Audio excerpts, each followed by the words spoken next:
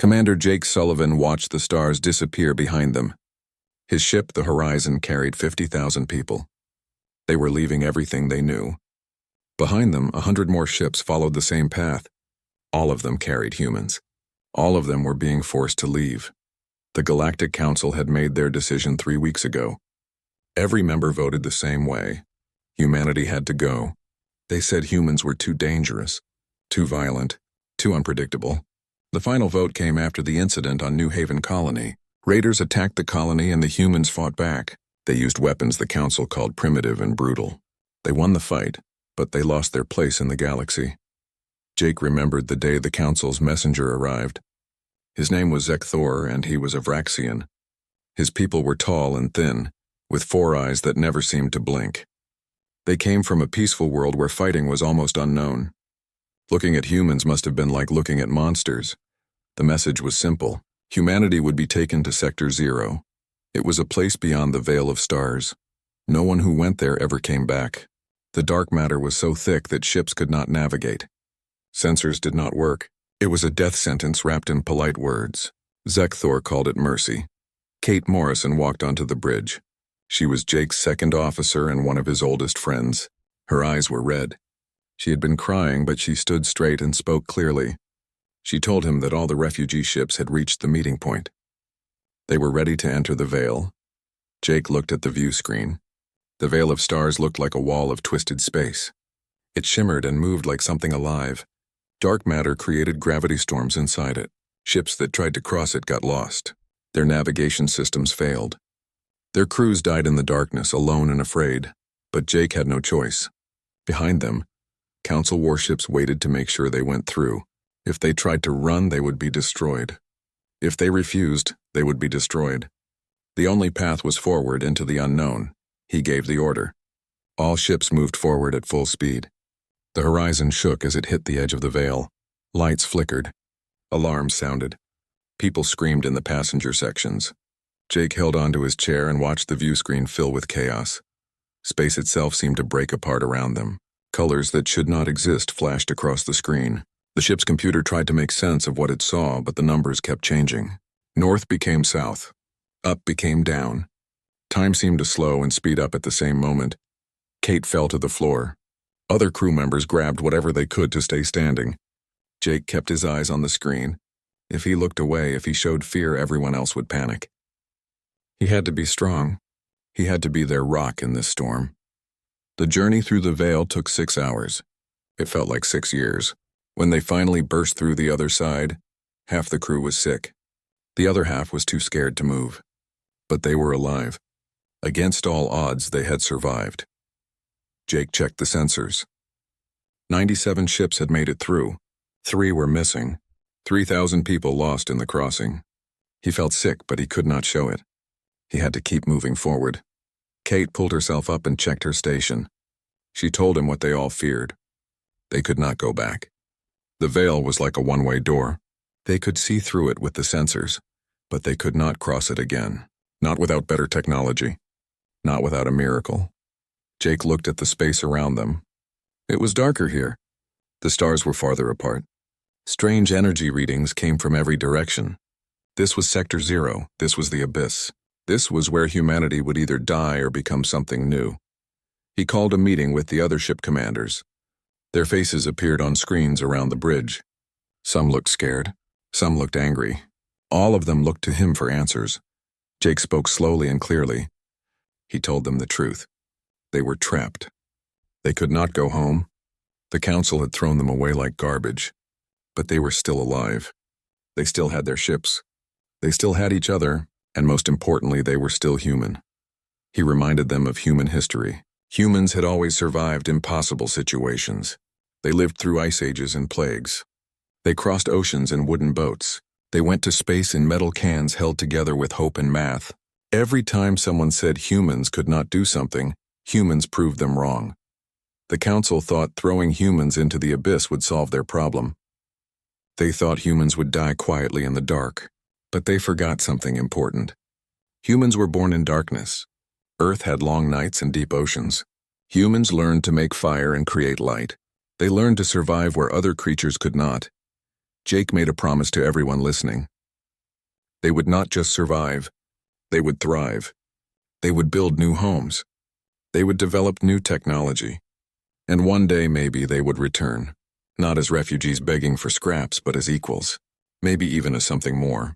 The other commanders agreed. They had no other choice. It was adapt or die, fight or fade away, and humans had never been good at fading away. Kate began scanning for planets. The sensors worked strangely in this space, but they still worked. After 3 hours, she found something. A star system with 7 planets. 2 of them were in the zone where life could exist. It was not perfect, but it was a start. Jake ordered all ships to head for the system. They would survey the planets and choose the best one. Then they would begin building. Shelters first, then farms, then factories. They would use everything they brought and everything they could find. As the fleet moved forward, Jake allowed himself a small smile. The council had made a mistake. They thought getting rid of humans would make them safer. They thought removing the violent, unpredictable species would bring peace, but they forgot that pressure creates diamonds, hardship creates strength, and throwing humans into hell just made them learn to love the fire. The abyss was dark and dangerous. It was filled with unknown threats and impossible challenges, but it was also full of possibilities. The council races stayed in their safe, boring corner of the galaxy. They never took risks. They never pushed boundaries. They were stagnant and weak. Humans were different. Humans needed challenges. They needed something to fight against. And now they had the ultimate challenge. Survive in a place where survival should be impossible. Build a civilization in the void. Become strong in the darkness. Jake looked at Kate. She was smiling now, just a little. She understood what he was thinking. This was not the end of humanity.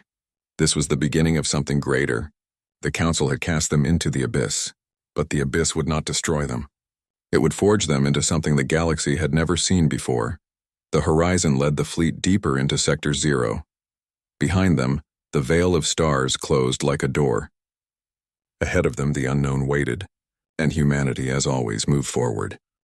2 years had passed since the exile. The planet they chose was called New Earth, though it looked nothing like the original. The sky was purple during the day and black at night. 3 moons hung in the sky, each a different size. The air was breathable, but it tasted strange. The gravity was slightly heavier. Everything about this world was wrong, but it was home now. Dr. Lisa Chen stood in the research center looking at data that should not exist. She was the chief scientist for the colony, responsible for understanding this strange new environment. What she found was changing everything they knew about physics. The dark matter here was different. Back in council space, dark matter was just something that existed. Scientists knew it was there because of how it affected gravity, but they could not touch it or use it. Here in the abyss, dark matter was everywhere. It was thick like fog, and somehow human technology could interact with it. Lisa's assistant, Ben Parker, was young but brilliant. He had been just 16 when they were exiled. Now he was 18 and already making discoveries that would have won him awards in council space. He showed Lisa a new energy reading that made no sense. The ship's old power generators were producing twice as much energy as they should.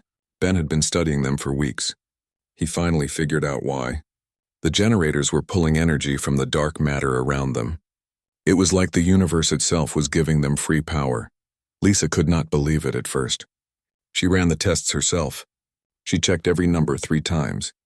But Ben was right. The dark matter was not just matter. It was also energy. And humans, by pure accident, had built machines that could use it. She called Jake immediately. He arrived at the lab within minutes. When she showed him the data, he understood what it meant. They did not need to ration power anymore. They did not need to choose between keeping people warm or growing food.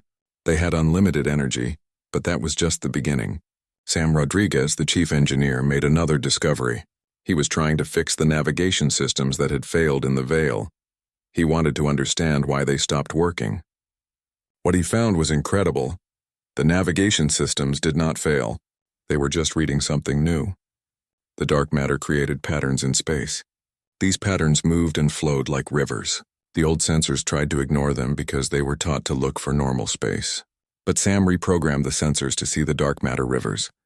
When he showed the new readings to Jake, they both realized what it meant. The abyss was not impossible to navigate. It was just different. Like learning a new language. The council races gave up because they could not understand it. But humans could learn. Humans always learned. Sam spent 6 months mapping the dark matter rivers. He found that they connected different parts of the abyss. Ships could ride these rivers like currents in an ocean. They could move faster than normal space travel. Much faster. What should take months would take days. Jake ordered test flights. Small ships went out to follow the rivers Sam mapped. Every ship came back safely. The pilots were excited. They said it felt like surfing on waves of space itself. The ships moved smoothly and quickly. No one got lost.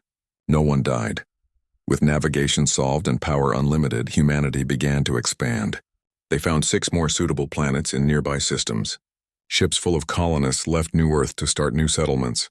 Each colony was connected by the dark matter rivers. Messages that used to take months now took hours. Kate Morrison was promoted to captain of her own ship.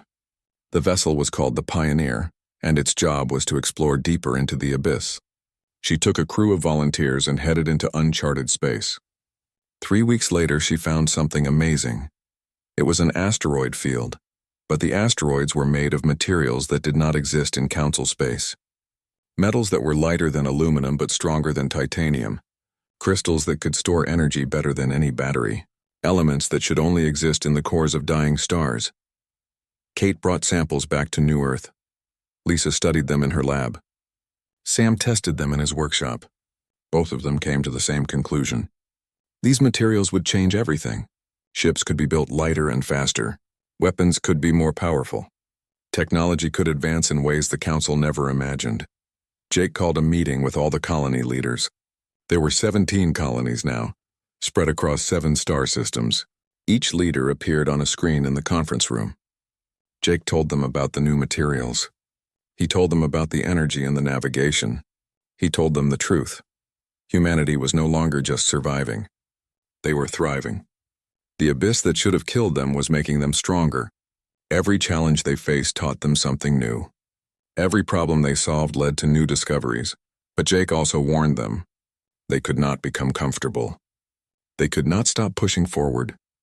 The Council had exiled them, but that did not mean the galaxy was safe.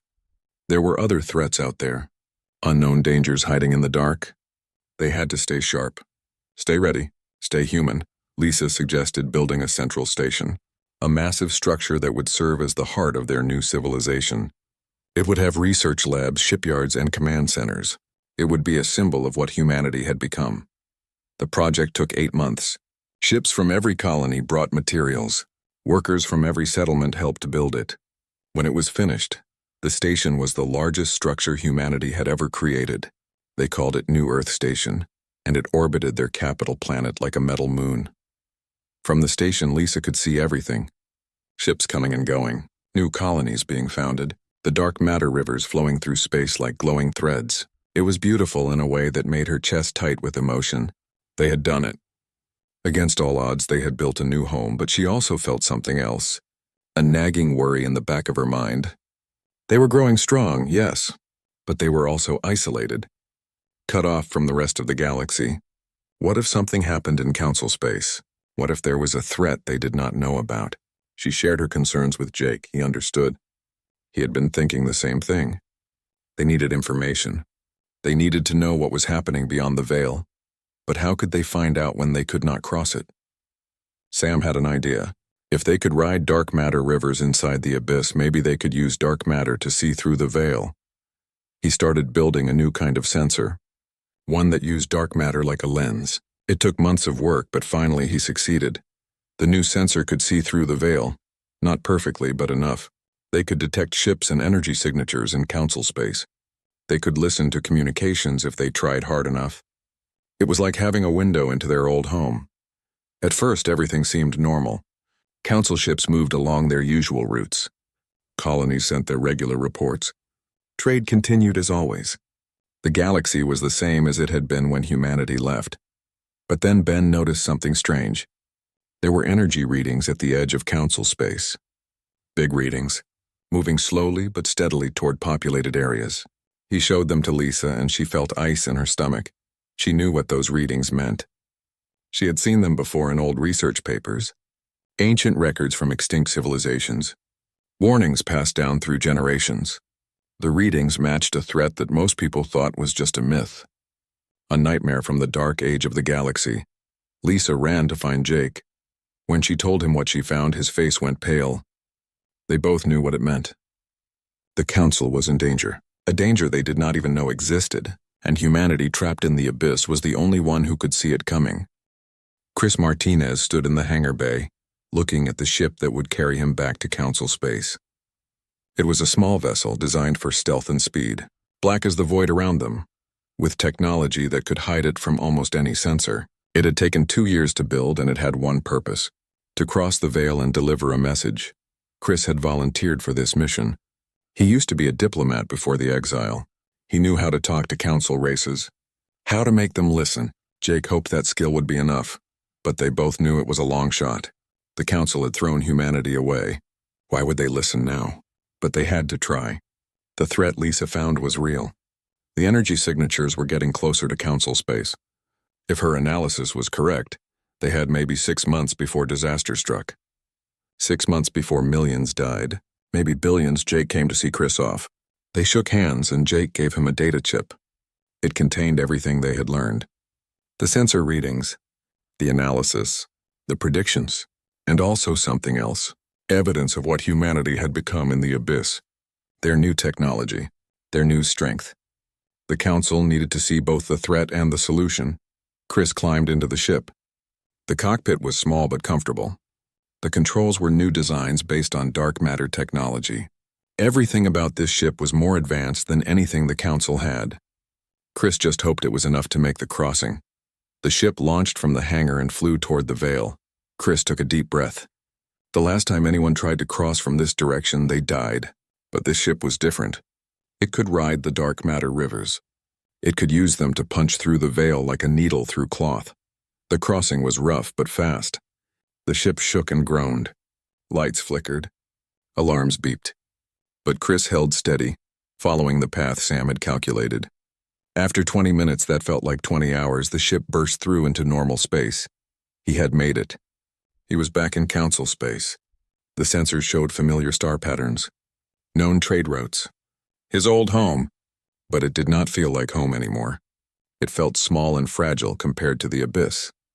Chris flew to the nearest Council station. It was a Qualrian outpost, and they almost shot him on sight. A human ship appearing from the veil was impossible. It scared them. But Chris transmitted his identification and requested permission to land. After an hour of arguing, they agreed.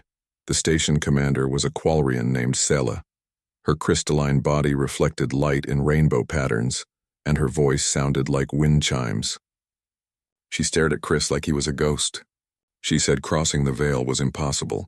She asked how he was still alive. Chris explained briefly. Humans learned to navigate the abyss. They adapted. They survived. But he did not go into details. That was not why he came. He needed to speak to the Council. He needed them to listen to something urgent. Sela was suspicious. She said the Council would never meet with a human. They had made their decision. Humanity was exiled. That was final. But Chris showed her the data chip. He told her what it contained. Information about a threat coming for Council space. A threat they could not see. Sela hesitated. Then she took the chip and read it. Her colors shifted from blue to red as she processed the information. When she finished, she looked at Chris with what might have been fear. She said she would contact the Council immediately. This was too important to ignore. 3 days later, Chris stood in the Council chamber. It was exactly as he remembered, a massive circular room with seats for hundreds of delegates. Each race had their section. The Vraxians with their 4 eyes, the Qualrians with their crystal bodies, the Keldan with their tentacles. All of them stared at him with distrust. High Arbiter Zekthor stood at the center.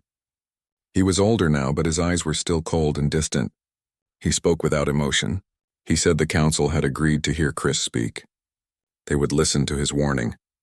But they made no promises about believing him. Chris activated the holographic display. Images filled the air above the chamber floor.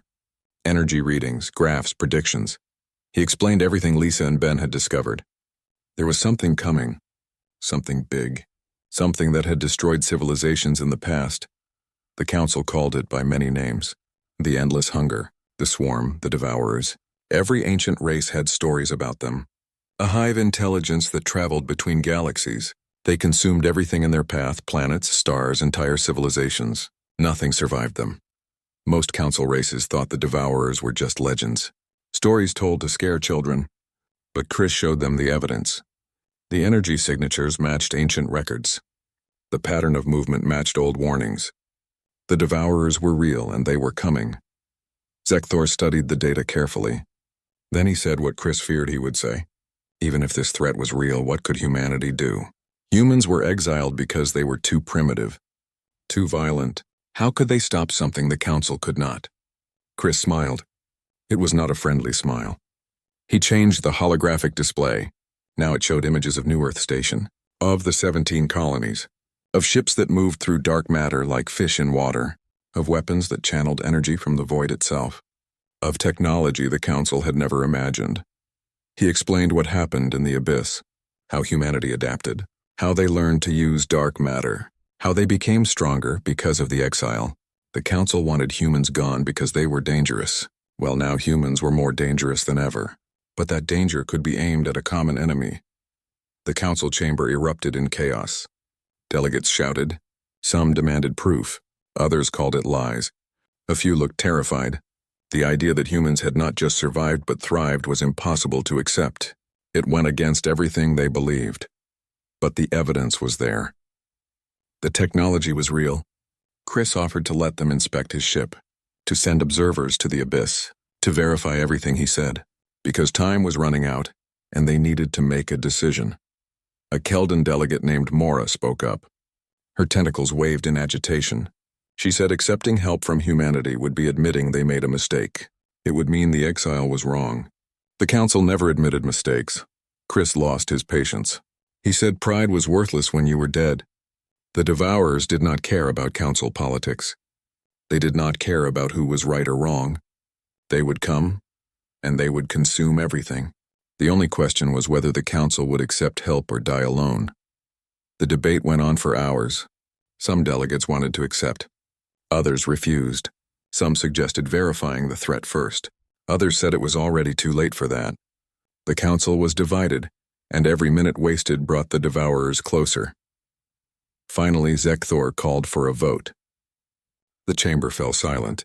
Each delegate entered their choice. The display board showed the results in real time. It was close, terribly close. But in the end, survival won. The vote passed by just 5 votes. The council would accept humanity's help. Not because they wanted to, not because they trusted humans, but because they had no other choice. The Devourers were coming, and only humanity had the technology and the strength to fight them. Chris sent a message back through the veil. Jake received it on New Earth Station. The message was simple. The council agreed. Humanity was going to war, but this time they were not fighting for the council. They were not fighting for redemption. They were fighting to prove that the abyss had made them into something greater than the council ever imagined. Jake stood on the command deck and looked at his fleet. 300 warships, each one built with technology born from necessity and hardship. Ships that could travel through dark matter. Shields that could absorb impossible amounts of damage. Weapons that could tear holes in reality itself. This was humanity now, forged in the abyss, ready for war. The human fleet arrived at the edge of council space 3 weeks before the Devourers. Jake stood on the bridge of his flagship, the Defiant. Around him, 300 warships held formation. Each one was a masterpiece of engineering born from desperation and genius. They gleamed in the starlight, dark hulls covered with patterns that looked almost alive. Behind the human fleet, council warships waited. Thousands of them, beautiful ships with elegant designs and powerful weapons. They looked impressive. But Jake knew looks were deceiving. Those ships were built for shows of force, not real war. They had never faced anything like what was coming. Lieutenant Alex Turner was Jake's new second officer. Kate had been promoted to admiral and commanded her own battle group on the far side of the formation. Alex was young, only 23, but he was sharp and reliable. He reported the council fleet status with military precision. The council admirals wanted to meet with Jake. They wanted to discuss strategy and coordination. But Jake had already seen their tactical plans. They were garbage. The council thought they could fight the Devourers with traditional warfare. line formations, concentrated fire, defensive positions. It would not work. It never worked against the Devourers. Jake agreed to meet them anyway. Politics required it. He took a shuttle to the Council flagship, a massive Vraxian dreadnought called the Eternal Light. The ship was 3 times larger than anything humanity built, covered in weapons and armor. It looked indestructible. Jake hoped it would last more than 5 minutes in the coming fight. The Council war room was full of admirals from every race. Zekthor was there too, representing the civilian government. They all looked at Jake with a mixture of fear and resentment. He was human. He was exiled. He should be dead. But instead, he commanded the only fleet that might save them. Admiral Kelthon, a Qualrian, presented the battle plan. His crystalline body pulsed with confident colors. The plan was simple. Council ships would form a defensive wall. Human ships would support them from behind. Together, they would destroy the Devourers with superior numbers and firepower. Jake listened politely. Then he told them the truth. Their plan would fail. The Devourers did not fight like normal enemies. They did not retreat when damaged. They did not fear casualties. They were a hive mind, and every ship was just a tool. They would swarm the defensive line, overwhelm it with numbers, and tear through to the populated worlds beyond. Kelthon was offended. He said the Council had fought wars for thousands of years. They knew strategy and tactics. Humans were exiled for being too primitive. What could humans possibly know about modern warfare? Jake's expression turned cold. He said humans knew about survival. They knew about fighting when outnumbered and outgunned. They knew about adapting to impossible situations. The Council fought wars like games, with rules and honor. The Devourers did not play games. They killed and consumed. Humanity understood that kind of war. He presented his own plan. Human ships would form the front line. Their dark matter shields could take hits that would destroy Council vessels. They would break the Devourer formation with aggressive attacks, creating gaps. Council ships would exploit those gaps with their superior numbers, destroying scattered enemies instead of facing the swarm head-on. The Council admirals argued. Some said humans wanted glory. Others said it was a trick. A few, the wiser ones, saw the logic. Zekthor finally intervened. He said they would follow Jake's plan. Not because they trusted him, but because they had no better option. Jake returned to the Defiant. Alex told him the Devourers would arrive within 72 hours. Sensors detected their approach from deep space. The energy signatures were massive, even bigger than Lisa predicted. This was not just a raiding party. This was an invasion fleet. Kate contacted Jake from her battle group. She wanted to discuss weapon configurations. The dark matter cannons were powerful but slow to recharge. The quantum torpedoes were fast but had limited range. They needed to maximize efficiency, because the Devourers would not give them time to reload. Jake told her to trust her instincts. She had fought pirates and raiders in the abyss. She knew combat better than any Council admiral. The key was to stay mobile. Hit hard, move fast. Never let the enemy pin them down. The Devourers were strong, but they were also predictable. They relied on overwhelming force. Humanity would use speed and cunning. As the hours counted down, Jake walked through the Defiant. He visited the crew quarters, the engineering deck, the weapons bay. He talked to people, thanked them, reminded them why they were fighting. Not for the Council, not for redemption, but for themselves. To prove that humanity could not be broken, the crew was ready. Some were scared, but they hid it well. Others were excited, eager to test their skills. All of them believed in Jake. They had followed him through the veil into the abyss. They had built a new civilization from nothing. Now they would defend it against the greatest threat the galaxy had ever known. Lisa sent a message from New Earth Station. She wished Jake good luck. She also reminded him that humanity had already done the impossible once. They could do it again. The abyss had taught them that there was no such thing as impossible. There was only difficult and more difficult. 48 hours before arrival, the Devourers sent a message. It was not words. It was pure emotion transmitted through quantum waves. Hunger, endless, consuming hunger. The need to devour everything. To absorb all matter and energy. To grow and spread across the universe. The Council crews panicked when they received the message. Some ships wanted to retreat. Others froze in fear. The Devourers had sent the message deliberately. It was psychological warfare. Break the enemy's will before the battle even started, but the human crews barely reacted. They had felt despair before. They had felt hopelessness when the Council exiled them. They had faced death in the crossing of the Veil.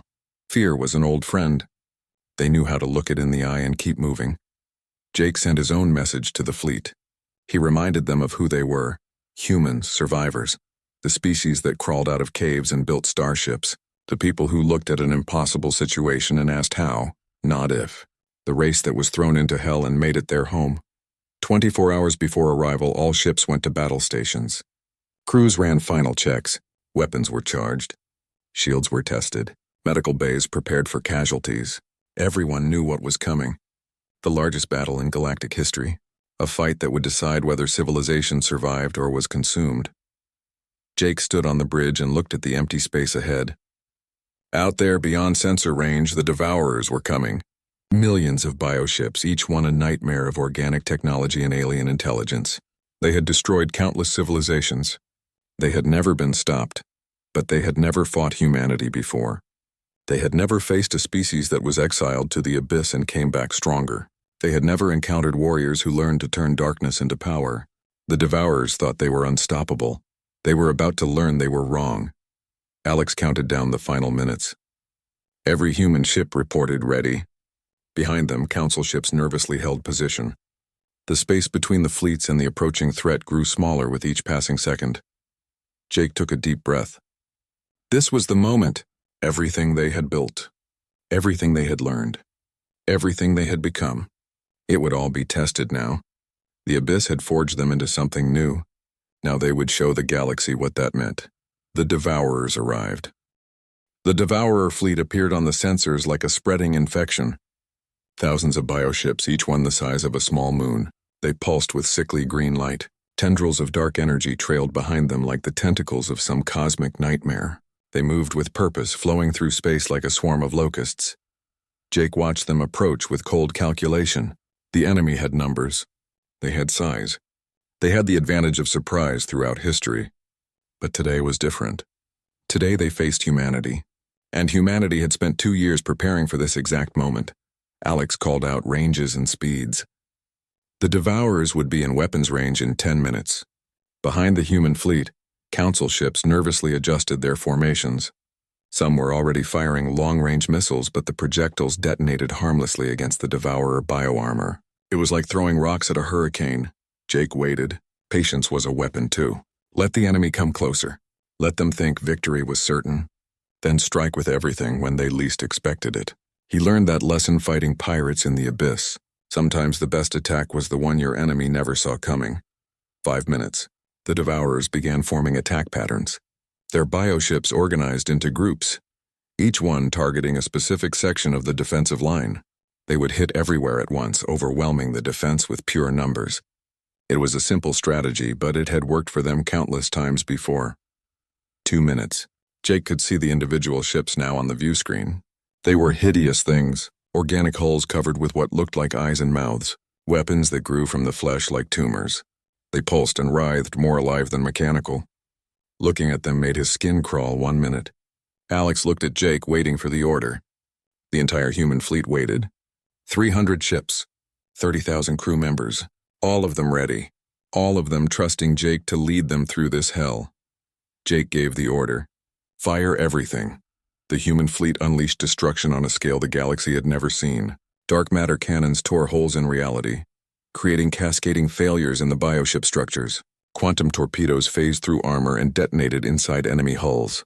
Energy beams channeled from the void itself burned through organic tissue like acid through paper. The first wave of Devourers simply ceased to exist. 200 bioships, each one massive and powerful, were destroyed in the opening salvo. Their remains scattered through space, glowing chunks of organic matter mixed with strange energy. But there were thousands more behind them. The Devourers did not hesitate. They did not mourn their losses. They just kept coming, wave after wave. They fired back with bioweapons, acid clouds, spore missiles, energy drains that tried to suck power from the human ships. The dark matter shields held. Everything the Devourers threw at them was absorbed or deflected. The shields pulsed and shimmered, converting incoming energy into power for the human weapons. It was like the Devourers were fueling their own destruction. Jake ordered the fleet forward, not back forward into the enemy. It was the last thing the Devourers expected. Every other species retreated under assault. Humans attacked. They drove into the swarm like a spear, breaking the formation apart. Kate's battle group hit from the flank. Her ships moved fast, using the dark matter rivers to appear and disappear like ghosts. They struck hard at weak points, then vanished before the Devourers could respond. It was guerrilla warfare on a cosmic scale. The Council fleet finally joined the battle. With the Devourer formation broken, their superior numbers made a difference. They concentrated fire on isolated enemy groups. Missiles and beam weapons added to the chaos. For the first time in their history, the Devourers were being pushed back. But the enemy adapted. The bioships began grouping differently. They focused their attacks on single targets, trying to overwhelm the human shields through concentrated fire. One of Kate's cruisers took massive damage. Its shields failed. Enemy acid ate through the hull. Jake ordered nearby ships to cover the damaged cruiser. They formed a protective wall while the wounded vessel retreated. It was the first human casualty, but the crew survived. That was what mattered. Council ships were being destroyed completely with all hands lost. Human ships could take damage and still fight. The battle raged for 6 hours. It was brutal and chaotic. Ships exploded, weapons fire filled space with deadly light. The void became a graveyard for thousands of vessels. But slowly, steadily, the tide turned. The Devourers were losing. Jake noticed something. The enemy attacks were becoming less coordinated. Individual bioships were making mistakes. The hive mind was fracturing under pressure. The Devourers had never faced resistance like this before. They did not know how to adapt. He saw his opportunity. The Devourer flagship was a massive creature, 10 times larger than any other bioship. It hung back from the battle, coordinating the swarm. If Jake could destroy it, the hive mind would collapse completely. He ordered a spear formation. 20 of the most powerful human ships grouped together. They would punch through the enemy lines straight to the flagship. It was risky, suicidal even, but Jake had learned in the abyss that the biggest risks often brought the biggest rewards. The Defiant led the charge. Dark matter shields at maximum. All weapons firing continuously. The other 19 ships followed in tight formation. They tore through the enemy like a burning arrow. Bioships tried to stop them but were swept aside. The flagship saw them coming. It tried to retreat into dark space where it thought it would be safe. But that was its mistake. The darkness belonged to humanity now. Jake followed without hesitation. His ships moved through the dark matter like they were born there. In the darkness, the flagship was alone and vulnerable. The human ships surrounded it. Jake gave one final order. Fire everything. Hold nothing back. And this 20 ships fired as one. Dark matter cannons. Quantum torpedoes. Void energy beams. Everything humanity had learned. Everything the abyss had taught them. All of it focused on one target. The flagship died. Its organic hull ruptured. Internal organs exploded. The hive mind screamed across all frequencies, a sound of pure agony and confusion. Then it went silent. Forever. Back in normal space, the remaining Devourers suddenly stopped fighting. Without the flagship to coordinate them, they were just animals. Dangerous animals, but no longer an organized threat. Council ships hunted them down one by one. When the last enemy ship was destroyed, silence fell over the battlefield. Debris floated everywhere. The scattered remains of thousands of ships, both enemy and friendly. But the Devourers were gone. The invasion was stopped. Jake sat in his command chair, suddenly exhausted. They had won. Against impossible odds, humanity had defeated the greatest threat the galaxy had ever known. Not a single human ship was completely destroyed, not one crew lost entirely. They had done what the Council said was impossible. Alex gave him the casualty reports. 17 ships damaged, 800 wounded, 23 dead. It was a miracle. The Council lost over 300 ships, tens of thousands of lives. If humanity had not been there, the casualties would have been millions. Maybe billions. Kate contacted him from her flagship. Her voice was tired but triumphant. They had done it. They proved that humans were not too violent or too primitive. They proved that being cast into the abyss had made them stronger. They proved that humanity was exactly what the galaxy needed. Jake looked at the view screen one last time. At the debris field that marked their victory. At the council ships limping away to repair. At his own fleet, battered but unbroken. The Abyss had returned them, and they had saved everyone. 3 months after the battle, Jake stood in the council chamber once again. This time was different. The chamber was full. Every council race sent their leaders. Even species that normally stayed neutral were present. Everyone wanted to hear what he would say. The victory against the Devourers had changed everything. Humanity was no longer the exiled race. They were heroes, saviors, the species that stopped an invasion no one else could. Council worlds were celebrating. Monuments were being built. Children were being taught about the brave humans who came from the Abyss to save civilization. But Jake felt nothing but cold anger. He looked at the council members, at their grateful faces and respectful expressions, and he remembered. He remembered how they threw humanity away. He remembered their disgust and contempt. He remembered being told that humans were too dangerous, too primitive, too violent to exist among civilized races. High Arbiter Zekthor stood at the center of the chamber. He looked older now. The battle had aged him. He had watched his people die while humans fought and survived. It had shaken something fundamental in his worldview. Zekthor spoke with what seemed like genuine emotion.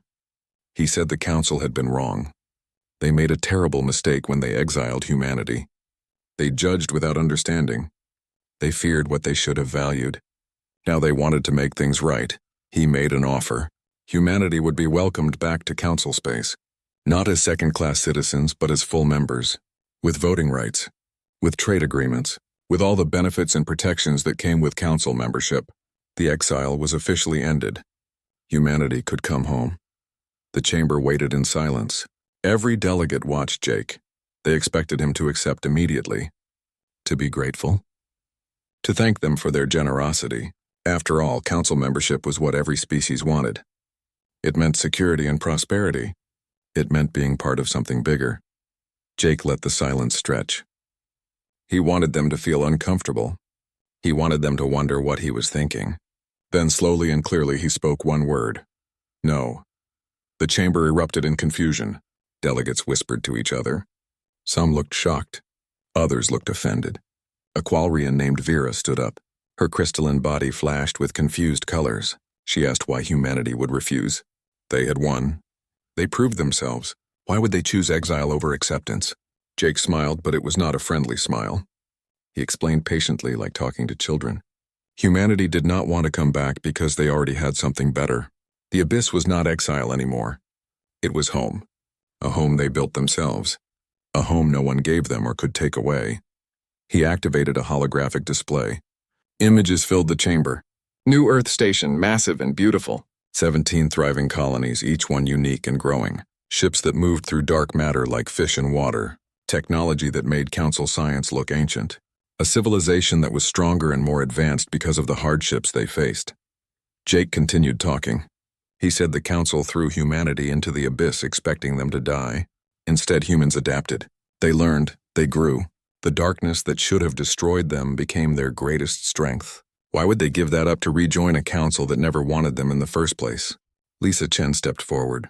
She was there as humanity's chief scientist and representative. She added more details. The Abyss contained resources that did not exist in council space. Energy sources, materials, entire regions of space that only humans could navigate. They were not just surviving. They were thriving in ways the council could never match, she explained further. Council races developed their technology in easy conditions. Clear space, predictable physics, no real challenges. They grew soft and stagnant. Humanity developed their technology in hell. Every advancement was earned through necessity and desperation. That made them innovative. That made them unstoppable. A Keldan delegate named Torin spoke up. His tentacles waved nervously. He said humanity was making a mistake. The galaxy was dangerous. There were other threats besides the Devourers. Humanity needed allies. They needed the Council's protection. Jake laughed. It was a harsh sound. He asked what protection the Council offered. They could not even protect themselves. Humanity saved them. If another threat appeared, the Council would need humanity again, not the other way around. The truth was painful but undeniable. He made his position clear. Humanity would maintain an alliance with the Council. They would help defend against external threats. They would trade goods and information, but they would not rejoin. They would not subject themselves to Council laws and judgments. They were independent now, and they would stay that way. Zek Thor looked defeated. He said he understood. The Council had no right to expect forgiveness after what they did. But he asked Jake to remember one thing. Not all Council members wanted the exile. Some argued against it. Some tried to help. The Council was not a single entity but many voices. Jake nodded slowly. He acknowledged that truth. There were good people in the Council, people who tried to do the right thing. That was why humanity would maintain the alliance. Not out of forgiveness, but out of practical necessity. The galaxy needed defending, and humanity was good at that. But then Jake revealed something that made the chamber go silent again. Human sensors had detected 3 more Devourer fleets. They were approaching from different directions. They would arrive within a year. The first battle was just the beginning. The real war was still coming. The Council delegates looked terrified. 3 more fleets meant 3 more invasions. The last battle nearly destroyed them, and they only won because of humanity. How could they survive 3 more? Jake offered a deal. Humanity would help defend against all 3 fleets. They would position forces to protect critical Council worlds. They would share some of their technology to improve Council defenses. But in return, the Council had to accept certain terms. First, humanity was officially recognized as an independent civilization. Not exiled, not returned, independent, equal to the Council in status and authority. Second, the Abyss was recognized as human territory. No Council ship could enter without permission. Third, any future conflicts between humanity and Council races would be resolved through negotiation, never force. The terms were harsh but fair. The Council had no leverage to argue. They needed humanity more than humanity needed them. After brief discussion, they agreed. A new treaty was drafted and signed. Humanity was no longer exiled. They were partners. Reluctant partners, perhaps, but partners nonetheless. As Jake prepared to leave the chamber, Zek Thor approached him privately. The Vraxian looked uncomfortable, struggling with emotions his species rarely expressed. He said something that surprised Jake. He admitted that exiling humanity might have been the best thing that ever happened to them. Not because it got rid of a problem, but because it created a solution. Zek Thor explained. If humanity had stayed in Council space, they would have remained constrained by Council rules and expectations. They would have been limited, controlled. But the Abyss freed them from those limitations. It forced them to reach their full potential. In trying to destroy humanity, the Council accidentally created something greater than themselves. Jake considered those words carefully. He realized Zek Thor was right. The exile was the best thing that ever happened to humanity. It pushed them beyond their limits. It made them evolve. The Council thought they were punishing humans. Instead, they gave them the greatest gift possible. Freedom. True, absolute freedom to become whatever they needed to be. Jake returned to the Defiant. His ship, his crew, his people, they did not need the Council's approval or acceptance. They had proven their worth in the only way that mattered. Through action, through sacrifice, through victory, the fleet prepared to return to the Abyss, back to New Earth Station, back to their colonies and their new civilization, back to the darkness that had become their home and their strength. Kate contacted him from her flagship. She asked if he had any regrets, about saying no to the Council, about choosing the Abyss over acceptance, about the hard path instead of the easy one. Jake thought about it. Then he answered honestly, no regrets. The Abyss had taken everything from them and given them everything back. It stripped away their weaknesses and revealed their strengths. It was brutal and unforgiving, but it was real. Council space was safe and comfortable, but it was also limiting and false. Humans needed challenges. They needed something to overcome. The Abyss gave them that. It gave them purpose. It gave them meaning. It gave them a reason to be great instead of just good enough. As the human fleet disappeared into the veil, Council observers watched with mixed emotions. Fear, because humanity was more powerful than anyone imagined. Respect, because they had earned it. Relief, because the greatest warriors the galaxy had ever known were allies, not enemies. The Abyss had returned humanity, but they did not return as victims seeking redemption. They returned as legends, as the species that looked into the darkness and made it their own, as the warriors who saved civilization from extinction. The Council cast humanity into the Abyss to destroy them.